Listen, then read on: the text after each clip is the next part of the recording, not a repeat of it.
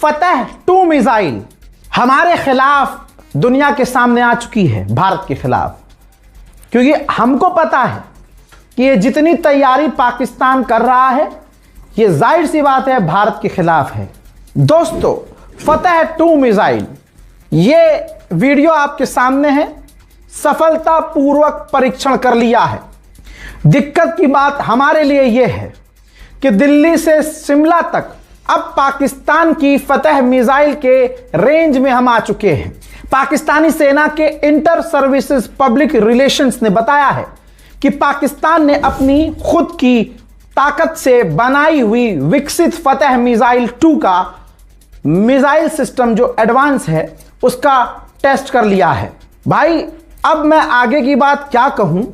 400 kilometre दूरी की ये मारक क्षमता रखती है फतह 2। फतह 1 भी है, अब ये उसकी एडवांस मिसाइल है। और पाकिस्तान तेजी से ऐसी मिसाइलों को बना रहा है जो खासकर भारत को नजर में रखकर वो बना रहा है। तो जाहिर सी बात है, भले ही मोदी जी चुनाव में व्यस्त हों, लेकिन यहां दुश्मन तेजी से तैयारी में है। सब तमाम बड़ी बड़ी खबर आपके सामने। अभी श्रीलंका को भारत ने मदद दी और श्रीलंका को हमेशा भारत हम मदद देते रहते हैं। लेकिन श्रीलंका, ये देखिए पाकिस्तान के साथ क्या कर रहा है। पाकिस्तान और Sri Lanka shake hand 2 joint exercise कर रहे हैं। शेक हैंड 2 इसका नाम है, ठीक है। और पाकिस्तान की फौज और श्रीलंका की फौज मिलकर काउंटर टेररिज्म के नाम पर यह मिलिट्री एक्सरसाइज कर रही है। जो मुल्क पूरी दुनिया में आतंकवाद फैलाता है, अब वो नजर आ रहा है कि भैया वो तमाम देशों के साथ क्लोज हो रहा है। हमारे हाथ से लगता है श्रीलंका भी गया। हमारे मुल्क को पनौती किसकी लगी, मुझे नाम लेने की जरूरत नहीं है। वहीं पाकिस्तान कितनी तेजी से कहां तक चीन में घुस सकता है, आप खाली इस वीडियो को देखिए। पाकिस्तान के प्रेसिडेंट आसिफ अली जरदारी, भाई ये श्वाशान, हुनान, हर जगह चाइना में घूम रहे हैं। चाइना की फैक्ट्रीज, चाइना की कंपनियों में जा रहे हैं, बड़ी बड़ी फैक्ट्रियों में जा रहे हैं। चाइना के स्टाइल में झुककर वहां लोगों को सलाम दुआ कर रहे हैं। उनका रेड कारपेट पर चाइना स्वागत कर रहा है। भारत को पोर्ट की कमी हो रही है। भाई, हमसे ईरान का पोर्ट चला गया, हमें ट्रेड करने के लिए कोई और पोर्ट तो चाहिए ही होगा। ग्रीस भारत का एक अच्छा दोस्त बना हुआ है। ऐसे में अब भारत कोशिश कर रहा है कि ग्रीस का पोर्ट किराए पर लिया जाए। न्यूक्लियर लैंग्वेज में उसको क्रिटिकल होना कहते हैं। और पाकिस्तान ने एक फतह 2 शॉर्ट रेंज मिसाइल का टेस्टिंग किया है और पहले भी करते आए हैं, लेकिन ये एक और उनकी एक तरह से कहा जाए तो एक और अचीवमेंट है। तो चलिए सबसे पहले आज बात करेंगे कि खासतौर से बांग्लादेश के जो पहला रूपपुर न्यूक्लियर पावर प्लांट है वो क्रिटिकल होने जा रहा है और फिर वो पावर पैदा होती चली जाएगी। पाकिस्तान ने फतह 2 मिसाइल का टेस्टिंग किया है और ये 400 किलोमीटर दूर मार करने वाली एक पूरी की पूरी जो है एक मिसाइल है। और पाकिस्तान की, वैसे मैंने पहले भी खबर दी थी कि उनको जो सबमरीन्स वो हैंड ओवर हो रही हैं इस हफ्ते, खासतौर से चाइना के द्वारा।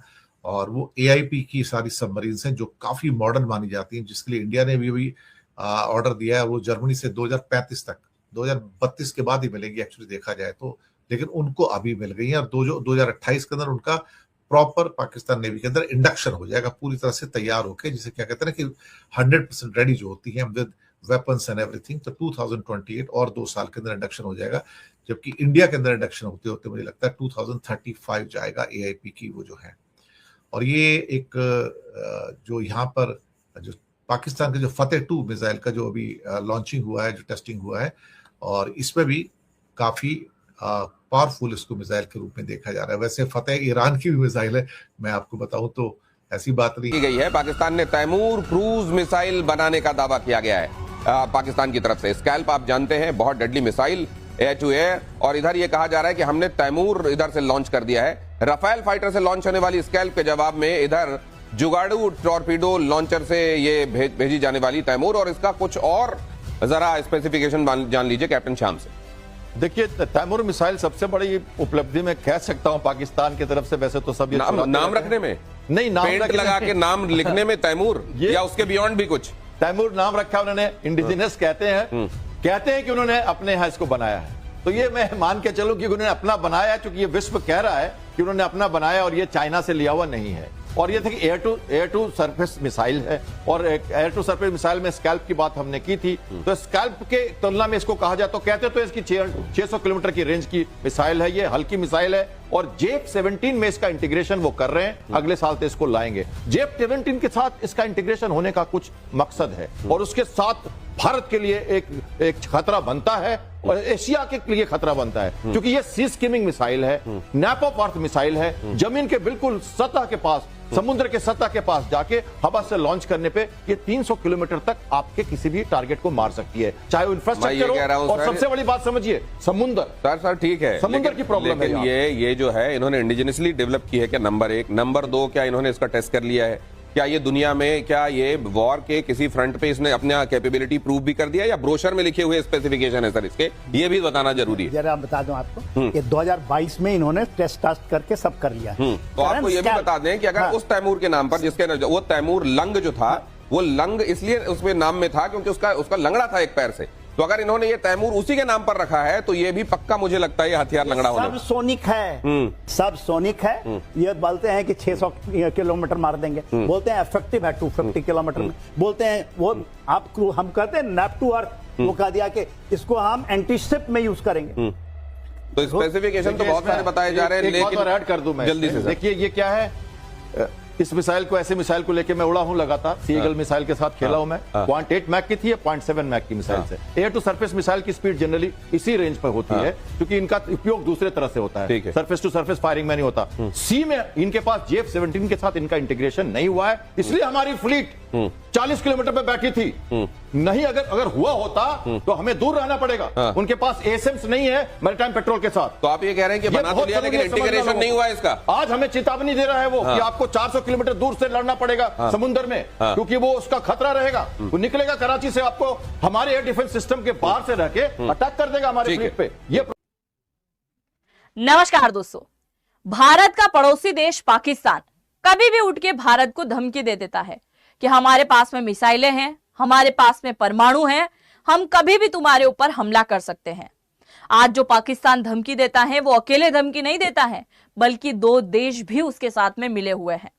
क्योंकि अगर इन दोनों देशों ने पाकिस्तान की मदद नहीं की होती ये हथियार बनाने के लिए, मिसाइल बनाने के लिए, तो ये दुनिया में किसी देश को धमकी देने लायक भी नहीं बचता। मतलब एक मिसाइल बनाना तो दूर की बात है, ये खुद की सुरक्षा के लिए एक छोटा मोटा हथियार भी बनाने के काबिल नहीं था। आज के इस वीडियो में हम चर्चा करने वाले हैं कि आखिरकार क्यों पाकिस्तान ने मिसाइल बनाई, आखिरकार क्यों उन दोनों देशों ने पाकिस्तान की मिसाइल बनाने में बहुत ज्यादा मदद करी, और साथ ही हम ये भी जानेंगे कि पाकिस्तान ने अब तक, शुरू से लेकर अब तक, कौन कौन सी और कितने प्रकार की कैसी कैसी मिसाइलें बनाई हैं, सब के बारे में आज के इस वीडियो में हम चर्चा करेंगे।